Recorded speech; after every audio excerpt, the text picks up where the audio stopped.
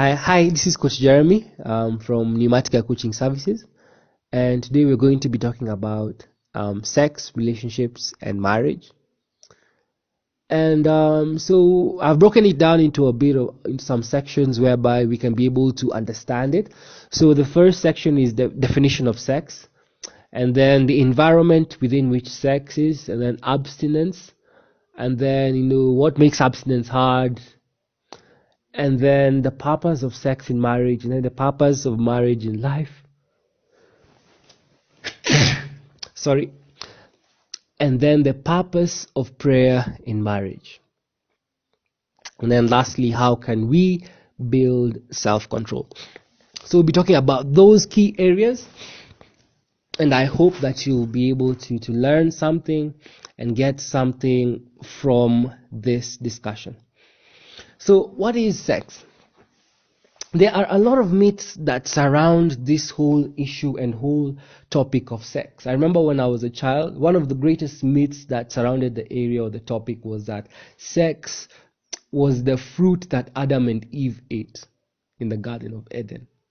That was the fruit that they ate, and because they participated in sex, God threw them out of the garden. And I really did think that was the reason why. But after much learning and much understanding, one is able to see that no, that was not the fruit that they ate of. No. Because God is the one who created sex. Sex is not a creation of the devil. I want us to understand that sex was not created by the devil. It was created by God. The devil is not a creator. It is God who is a creator. What the devil does is he distorts what God has created. He distorts what God has created. He is the destroyer, the liar, the killer. He destroys what God has created. God creates everything good. He created sex as good, and that's what I want for us to understand in this topic. He created sex, he created relationships, he created marriage. And if you read in Genesis chapter number 2, number 3, that you see that God had already told man and woman that they were to procreate, that they were to have children and have dominion over the land. How else were they supposed to have children? I'm sure we've read our biology. How else were they supposed to have children? Were they supposed to wave at each other and then children would magically appear? No, they were to have sex because it is God who created sex. And then he goes on to say, because God is the one who also presided over the first marriage. So God is the one who created relationships. He's the one who saw Adam and was like, it is not good for this guy to be alone. Adam did not come to God telling God and begging him and crying to him, Aki God, I need a wife. Aki God, see me with some Aki God. No, Adam didn't even realize that. It was God who looked into the life of Adam and was like, man, this guy needs something. He needs a woman. He needs a wife. And then he creates a wife that there may be relationship between man and woman. And then he presides over the first wedding. He's the one who then brings them together and joins them and speaks that then man shall leave his father and mother and be joined to his wife, that the two may become one. So in the process of the two becoming one, we see that is what sex also symbolizes. It is a symbolism of two becoming one. So it is not one. It is not created by the enemy. The devil did not create sex. God is the one who created sex. And because God created sex, he created it good. Then I also want us to understand that then sex is also, because God is the one who created it, it is spiritual, it is physical, and then it is emotional. It is those three things. It is one of those few acts. There are only a certain or a few acts that are able to transcend into those three things. It is physical, it is emotional, and it is spiritual. That's why Paul highlights in 1 Corinthians chapter number 6 that one who sins in sexual immorality sins against themselves. They sin against themselves because they are committing acts that are able to transcend or affect them emotionally and affect them spiritually. I will not go into much details about the spiritual effects of sex when it comes to the whole kinds of things and effects of it, because I'm sure we understand that there are demons and there are things that try and attack and can attack people sexually, and the transference of things, of emotions and of things sexually into people. We'll not go into that because, as Paul put it, that when you're joined to someone, you're also joined to them in spirit. Second is emotional. It's the form. It's supposed to create a bond. That's what sex does. It's supposed to create a bond between two people. And that's why I understand why a lot of people yearn for it. Because what they are really yearning for is connection. And for a lot of people, we don't know how to connect beyond the physical. We don't know how to connect emotionally first, spiritually, and then physically. We don't know how to do that. So we jump into what is easy or what seems available, which is physical connection. So it is emotional connection. That's why sex in marriage is supposed to help and bring the husband and the wife together, because they are participating in something that they don't do with anyone else. That's the beauty of it. That's the beauty of how God intended it to be. That, man, you're participating with me and you. We're participating in something that we don't do with anyone else. It's unique to us. It's only for us. And then, thirdly, as you said, physical. You require your body to be able to do it. Physical. So, because God is the one who created sex, God then created an environment for sex. He created an environment or guidelines within which sex is acceptable, sex is at its fullest, sex is good, where it is most fulfilling. He created an environment whereby it is most fulfilling. Now, what the enemy does is he distorts, or he tells you or invites you out of the environment of God or out of the will of God. That's what his temptations are. He tells you to do something outside the will or the environment that God has placed something in. That's what he does. He tells you, okay, God has said this. Has God really said this? No. God is lying to you. There is something more he's trying to keep you out of. That is his tactic. And so, a lot of us, then we don't understand that God has an environment for sex. That there are parameters within which he says, man, you will enjoy this thing to its fullest. If you follow it, you will enjoy it. You will enjoy it and enjoy it beautifully, as I intended for you to enjoy it. Not for you to be hurt by it, not for you to be affected by it, not for other people to also be affected by it, but for the most enjoyment and fulfillment to come out of it. I have an environment, and that environment is called marriage. The environment within which God has orchestrated and placed sex in, whereby man and woman can enjoy it most, is in the environment of marriage. That's why Paul in 1 Corinthians 7 says that it is good for a man to have sexual relations with a woman in the context of marriage.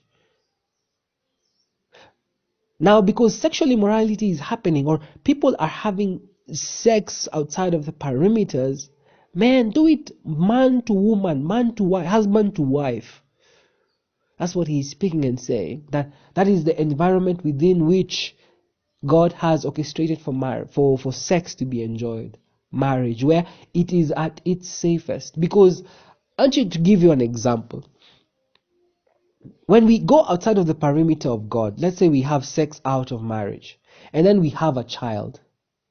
There is a lot of there have been a lot of issues and a lot of people who get broken because of that. Because one, there is no security. The boy leaves or the girl leaves, however it goes, or the kid is dumped. So there is one, no security. There is a lot of rejection in that area. Something that was intended to be good, which is sex, turns out to bring a lot of rejection and a lot of hurt when it comes outside of the area or the parameter that God had intended it for it. So we see that one comes a lot of rejection because, let's say, you had sex with someone because you really felt that this one was the one for me. This one we're going to spend the whole of life together. But it was outside of marriage. And so they leave you. You leave hurt, feeling that you gave yourself to them, you gave your all to them, and then they did not stay.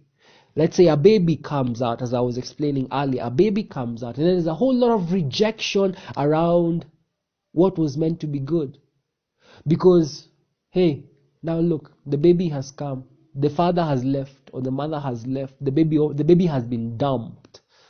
Because, the baby also feels rejected because, perhaps someone was in high school, someone was in campus, someone had the plans and a future for their life, but now it has been distorted. You no longer can really go after it in such a way because, a lot of things had to stand still, and there's a whole lot of emotional rejection. Maybe there's also rejection from the society. People are looking at you weird, like, and there's all that kind of things, all those kinds of things. And that's always the tactic of the enemy.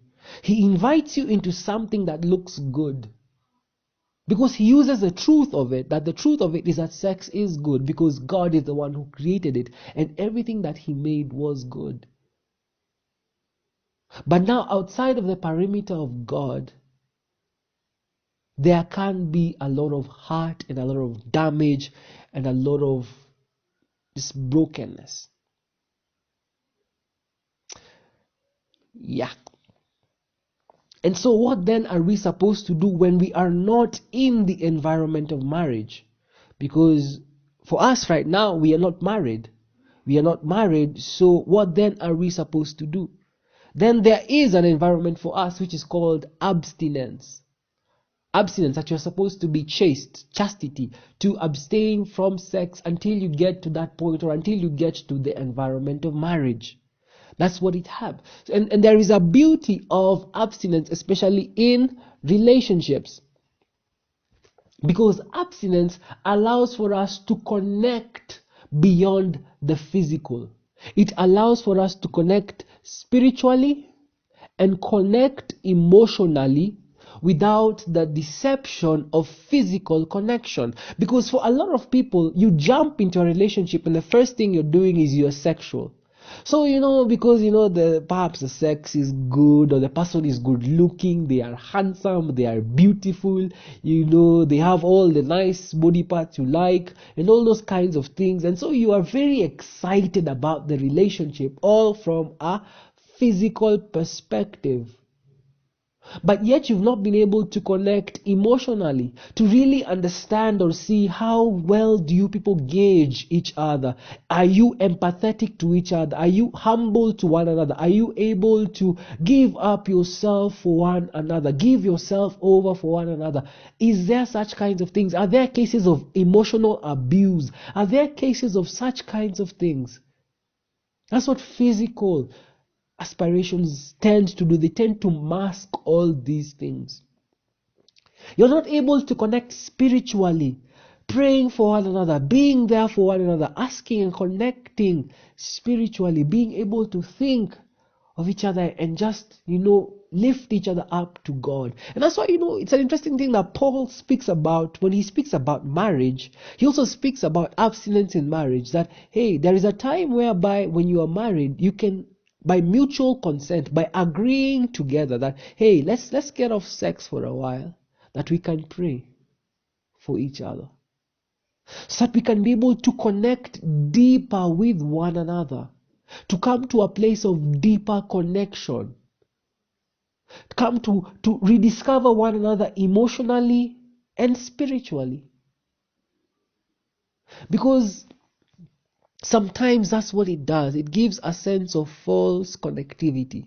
So abstinence is good because it allows for us, especially in a relationship, it allows for us to connect with each other. And I pray that that's what we would learn how to do. That the only way that there is, or we can be able to enjoy each other without the physical, we can be able to enjoy each other spiritually, enjoying the same spiritual atmosphere, growing spiritually together, seeking after God together, enjoying the process of growing and being closer to God together, enjoying emotional connection, enjoying being there one to another, enjoying talking, enjoying, speaking about emotions, exposing ourselves, enjoying such things. So that's what abstinence allows for us, especially in relationships. It also gives us the opportunity to discover how then can we speak out these areas of our lives. Because for a lot of us, we don't know how to connect emotionally and spiritually. Yet these are needed in marriage. They are needed in the environment of marriage. Talk about that later. So what makes abstinence hard? Abstinence becomes hard because of lack of self-control, whereby we lack self-control, the ability to stand or say that, hey, bana pana, I'll wait until I get into the right environment. I'll wait. We lack self-control. Now, because of lack of self-control, because we do not have that gift of self-control, guess what happens? Temptations come in line with that, because the whole aim, like I've said, the whole aim of the enemy is to bring you to a place of distraction. He wants to destroy you. He's not in love with you saying, oh, I just want this person on my team because they're so brilliant and they're so wonderful, and we can do so much together. I'll grow them, they'll grow me. He's not like that. No, he's like, man, I want to destroy. His mission is to steal, to kill, to destroy. Now, because he sees that we are weak, because a lot of us are weak in this area, a huge number of us are weak in this area of self-control, he then targets our weak spot by bringing temptations that appeal to our lack of self-control. That's what he does. He then brings to us a lot of sexual temptations. He then brings to us a lot of these things, a lot of things that would lead us into sex.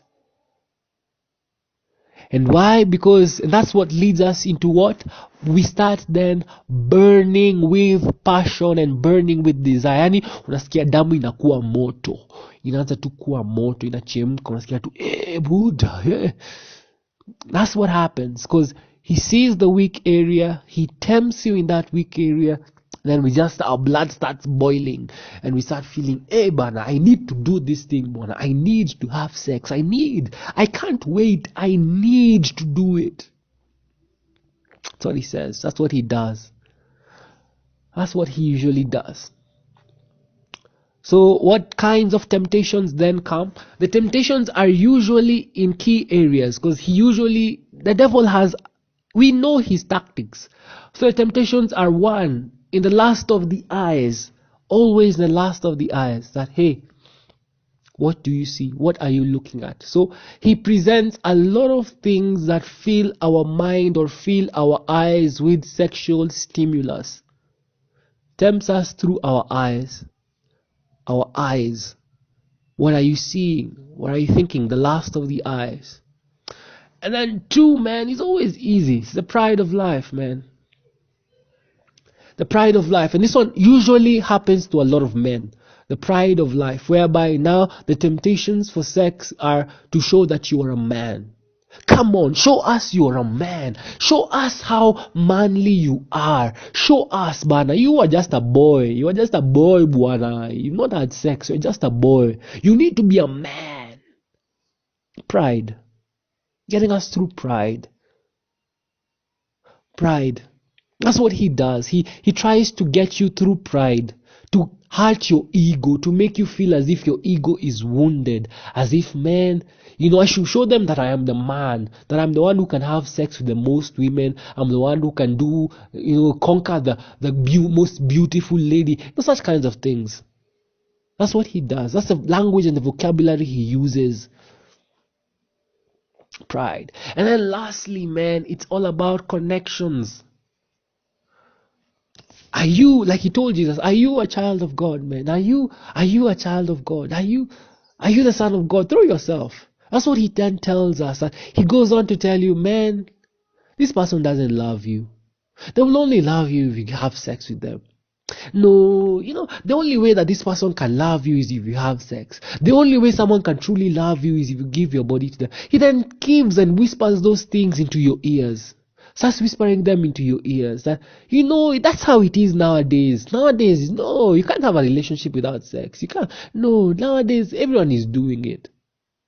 Does that. Eyes, pride of life, and then all connection. And then what then he does with these three, he justifies, he tries to justify. So when we are burning with passion, what we tend to do is we tend to try and justify our actions. We know it is wrong. We know it is not the most suitable environment. So we try and justify our actions. Everyone is doing it. Why should I be left behind? But see, he loves me. Why should I be left behind? We are going to spend our life together. Do you see the way we love each other? We are going to get married. So what's bad if we have sex now even before we get married? See, we're just going to get married. We try and justify what we are doing. That's not how it is supposed to be like. You don't have to justify. No. That's not the method that the Lord wishes for each and every one of us. No, it is not. And so, now if you read Corinthians 7, he goes on to say that, so if someone is burning with passion, then he advises them to get married. That the solution is get married. Get in the environment where sex is allowed. Get married. But then, he puts some restrictions on marriage. So a lot of us then would get into the tendency of getting married just because we are burning with passion. That you just get married just because you're feeling horny, because you just want to have sex. So you get married to anyone and everyone who comes along your way. Or just because you want to have sex, your tendency, or the tendency for a lot of us, or for a lot of people, is then to marry for sex. That we get, or we start marrying for sex. So we look for a sexual partner, not a marriage partner. So our whole thought and our whole process is geared towards sex in marriage, because we think that's the only legal space. So let's really try and get married.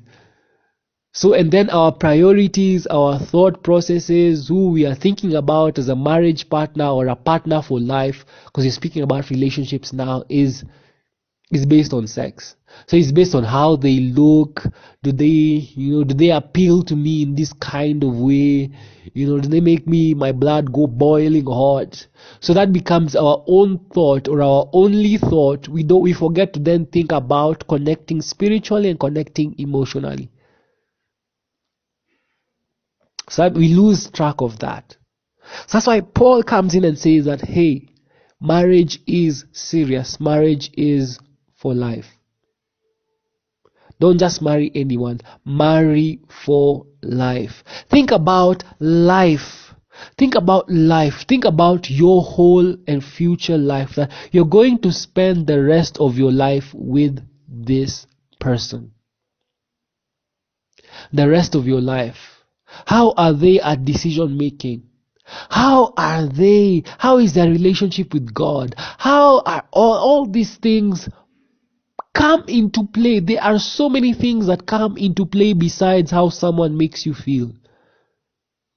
So many things that come into play, because it's marriage for life. Do they have a vision? Where are they headed to in life? What are their desires? How have you seen them parenting? Are they responsible?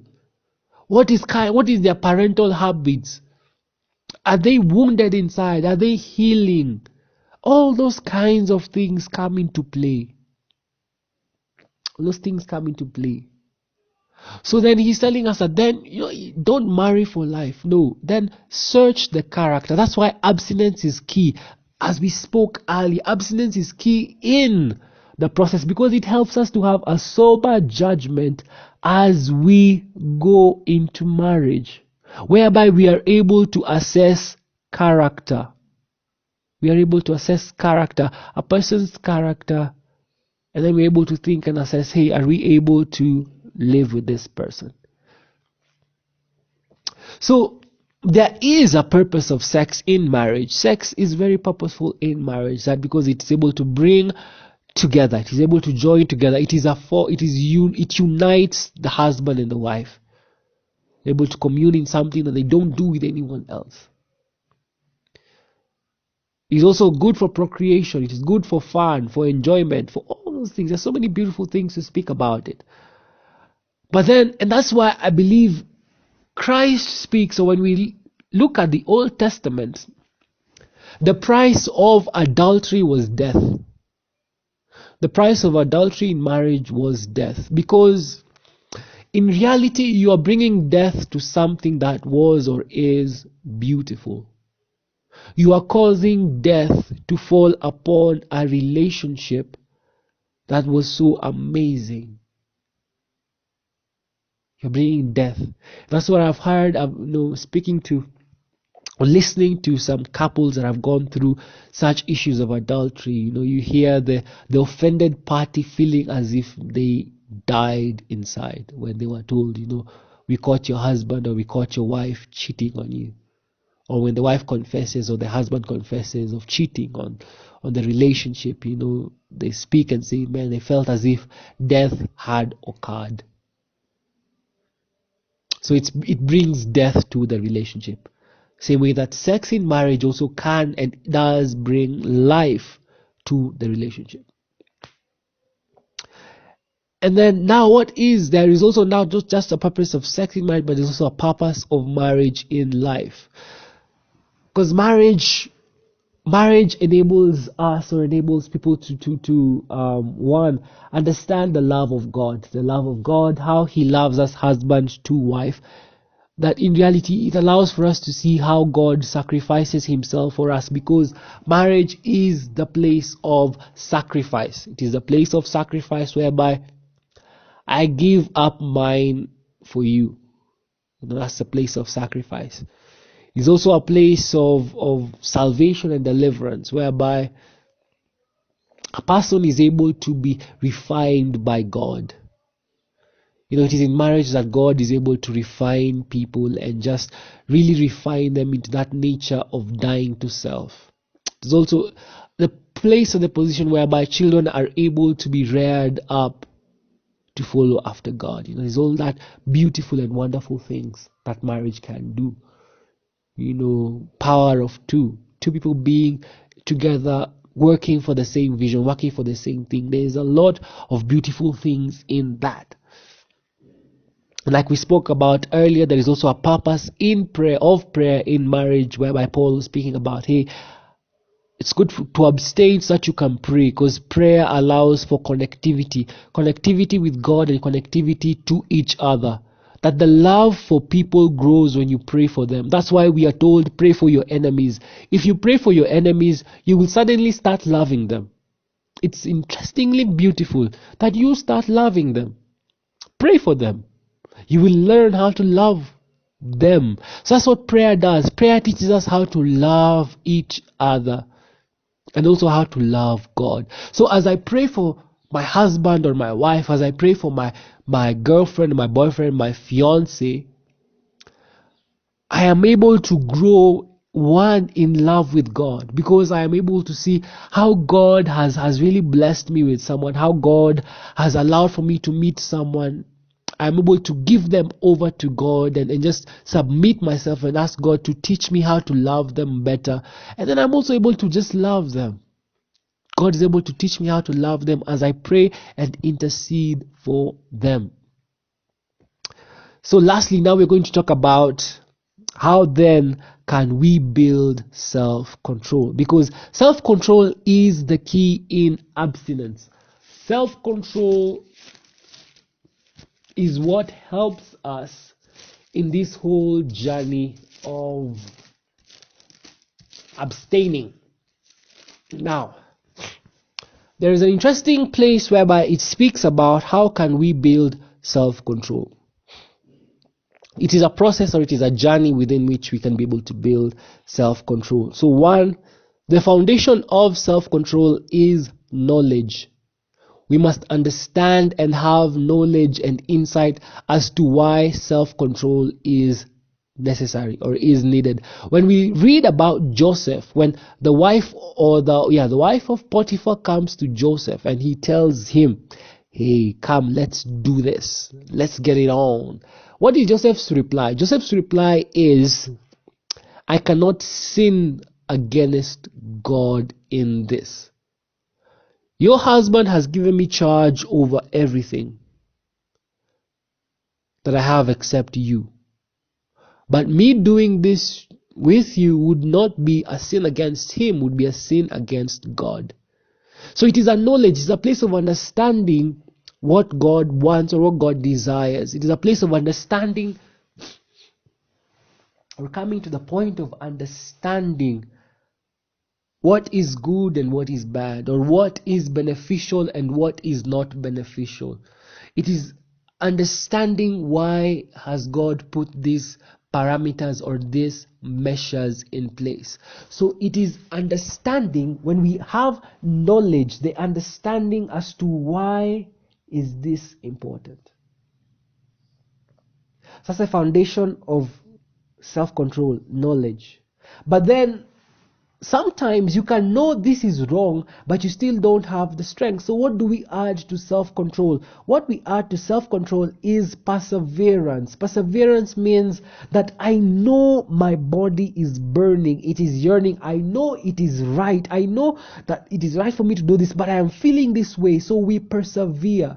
Perseverance means that I will press on, I will wait, I will not give in, I will not give in. That's what perseverance means, that I will not give in. So what helps us in perseverance is when we surrender ourselves to God. When you pray, when you tell God, hey, I'm feeling like this. When you surrender yourself to God and you give yourself to God, that becomes your stance. As it says that the Lord is a safe refuge. That when you are feeling the emotions, when you are feeling that you are burning with passion, you can run to God. He is a safe refuge. God is not ashamed to talk about sex. No, He's not. He's not ashamed. He's not like, I don't want to talk about that. No, you can run to Him and tell Him that, Lord, I am feeling this way. I am feeling like this and I know it's wrong. Help me, Lord. Help me. Help me to be strong. Help me, Lord. Become my strength. Help me. Run to Him. That's why we are told to flee from sexual immorality. Sexual sin. Flee from it. Persevere by fleeing. Flee to Jesus. Flee to God. Flee to the safe refuge. So that means you must build then a safe place or a secret place with God, whereby you can come and pour out your emotions to Him, or you can read your word, you can sing and just let Him pour out His strength into you, because it is possible. People are doing it and have done it. It is possible. It is possible. And also what helps in perseverance is having accountability. People whom you can be able to talk to. People who are also walking the same journey with you. Who are able to tell you, hey, this is the right way.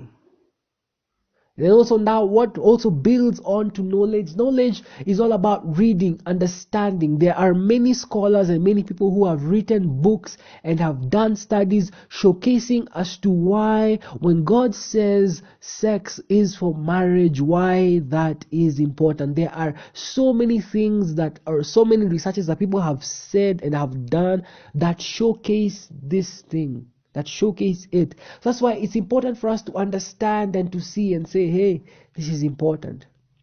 You can read so many books. People like Ernest Wamboe here in Kenya, Ken Ringo. There are so many people, David Ewagata. Such people are talking and speaking about these things. About why is sex good and sex important for marriage. You know. So yeah. So then how then do we self-control? What are we then supposed to safeguard? Because we are supposed to safeguard something in self-control. So I would urge us to, in self-control, safeguard the gates of your body, That is your eyes, your ears, your mouth. So what are you listening to? A lot of us get a lot of sexual stimulus because of the songs that we hear. The songs we hear are always talking about sex. They are always talking about sex, about getting it on, about how many women you're having sex with. So they are feeding the lust of the eyes, they're feeding the pride of life, and they're feeding the connection, they're feeding these things. Don't feed the temptations of the enemy. Don't feed them. No. Feed God. Feed your knowledge about God. Feed your knowledge about the environment that God has placed. That sex is good and it is best when in marriage. 2, what are you seeing? What kind of movies are you watching or seeing? What kind of TV shows are you seeing? I know a lot of TV shows nowadays have a lot of sex scenes. They have a lot of them. So what are you watching? And then lastly, what are you speaking? What is coming from your mouth? You can know what is coming from your mouth. What are you always or constantly talking about or meditating about in your mind? Those are the kinds of places that you are able to think and understand and see, hey, what am I always thinking about? What am I always speaking about? So that you are able then to talk to God and tell him, hey God, I am thinking a lot about this. Please, show me which areas have allowed this to come into my mind. That's what we're supposed to do. So in reality, when we build upon this, there are also other things that now help in the journey of self-control, which is goodness, that is being like God or understanding the goodness of God. That is faith, that is understanding that God, when he tells you not to have sex or to abstain, is thinking about the best for you. He's not thinking about that. He's thinking the best for you. He's thinking about you and wants you to have a good life. He's not withholding something from you, but he has prepared something good for you. And also about godliness, that godliness is also the same character of God, being more like God, that when I am able to abstain, I am able to be more like God, to have more self-control. When mutual affection, that is the love of someone else, that is loving someone else, that when I abstain, it's not just about me. When I have self-control, it's not just about me, it's about others. It's also loving others. That as a man, when I call myself to self-control, it's not just about me. It's also loving my wife, my future children. It's also loving my girlfriend, loving my fiancé. As a woman, it's also loving my husband, loving my future husband, my future children, loving. It's also loving my boyfriend or loving my fiancé. Yeah. So mutual affection, where I'm loving them, and understanding that they are also people. And then finally, love of God, which is now the agape love, which also builds up on self-control. And self-control comes from God. Is understanding that God in everything is looking out for our good. That's why it says that the fruit of the Spirit is love, and then love has self-control within it. That love is able to control itself. That if someone truly loves you, if someone truly loves, they are able to build up self-control because they see beyond themselves. they see into others. They look beyond themselves and look into others and give themselves over for others. So self-control is possible. So finally, I understand that also for some of us, we may have gone through experiences of sex, traumatic experiences of abuse and such kinds of things. And I just want to pray for us right now that the Lord would bring healing to our lives. And I also want to finish up by also praying that the Lord would grant us the gift of self-control, because it is also a gift. There are some people who are born with the gift of self-control. They never worry about issues to do with sex. They never worry about that. They worry about other things, but this area they never worry about. I've met such kind of people. That Lord will also give us that, or grant us that grace to build it up, and also give us a kind of gift. So Father, I thank you for your children. I thank you, Lord. It's been a long session, but Lord, they've been listening, they've been hearing, Lord. And we pray that, Father, as we speak about these areas of sex, we understand that there are some perhaps who feel convicted, Lord, because they have fallen. They have participated in sex outside of marriage, Lord, and they are looking for the way back, Lord. They are wondering, how can I ever come back? How can God ever love me? Because I feel as if God has left me, as if, man, I'm not loved by Him because I participated in this. And Lord, I pray, Lord, for your children, that, Lord, you would equip them, Lord, and you would teach them, Lord, and you would remind them that, Lord, you love them, that all sins, Lord, have you forgiven. It doesn't matter what they have done. Yes, they may have fallen. Yes, it may seem as if they've had sex. Yes, they've done this and they've done that, Lord. But, Lord, you are able to forgive. You are able to forgive, Lord. You died for all of our sins. So, Lord, I pray that you remind them that you love them, that you, oh Lord, care deeply for them. And I know, Lord, that a lot of us are also struggling, Lord. Perhaps they've gone through places of abuse, Lord, where they have been raped, they have been molested. They have been touched wrongly, Lord, and it haunts them, oh Lord. And I pray right now, Lord, for your healing touch to come upon your children. Father, Lord, such cases of abuse leave scars within us, Lord, that we don't even know what we can do with them. But Lord, your love washes over every heart, washes over every pain, washes over every scar. And Lord, I pray right now for the healing balm. May your angels come down with your healing balm, Lord, and touch your children, and bring them to a place of healing. That, Lord, indeed, you may realize that, Lord, you are healing. That you are able to heal, to touch, and to deliver. To remove the fangs and the venom of the enemy, and to bring forth your healing. Lord, I pray right now, Father, that your love and your grace would come upon us, O Lord. Because I know that some have been branded because of their sexual mishaps. Some have been branded because of mistakes that they did once, oh Lord. And I pray, Lord, that you would remove that identity. That, Lord, you would remind them that they are your children. That their identity is not found in sexual escapades. It's not found in sexual endeavors. But their identity, our identity, is found in you and you alone. So, Lord, I pray that you would restore back identity to your children, that they would know you, and they would know more about you, Lord. And Father, I pray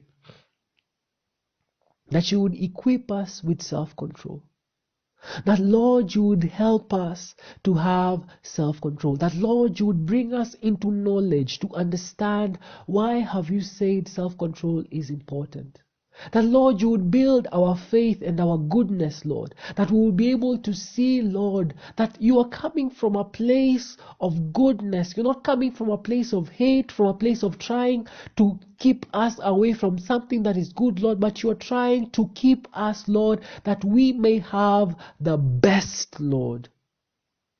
Help us also, Lord, to persevere, not to put ourselves in situations that would compromise our self-control, Lord, but to persevere. Help us, Lord, to run away, to flee from such positions. Help us, Lord, that we may have mutual affection for one another, that, Lord, we may have agape love that builds up self-control. Help us, Lord, to build up our self-control. Help us. Build us, Lord. May we run to you, Lord. Help us to build a place of self-refuge whereby we can come to you, Lord, and speak about these things soberly with you. Not being ashamed or afraid because you love us. And Father, I pray right now that you would bring people, accountability people into the lives of those who are listening, who would help them on this journey of sexual purity. Helping them walk on this journey, Lord, that they may be with you. And Father, I pray that you may wash away every feeling of guilt, every feeling of shame that the enemy tries to bring around this subject, Lord. That people may be able to have sober topics. Families may have sober topics, oh Lord. That there may be soberness, Lord, as we talk about this, as we endeavor into it, that we may see that it is good, that you have created it and it is good. And I pray, Lord, that as we even think about our partners, Lord, may we think about people who we can do life together with, who we can fulfill your purposes and your promises together with, Lord. I pray, Father, that you would be with your children, that, Lord, everything that seeks to try to draw them, to trap them, Lord, you would remove. If it's friendships, Lord, peer influences, Lord, would you remove? Would you cover areas of heart and of brokenness? And I know, Lord, that there are a lot of us perhaps who are struggling with emotions of homosexuality, emotions, Lord,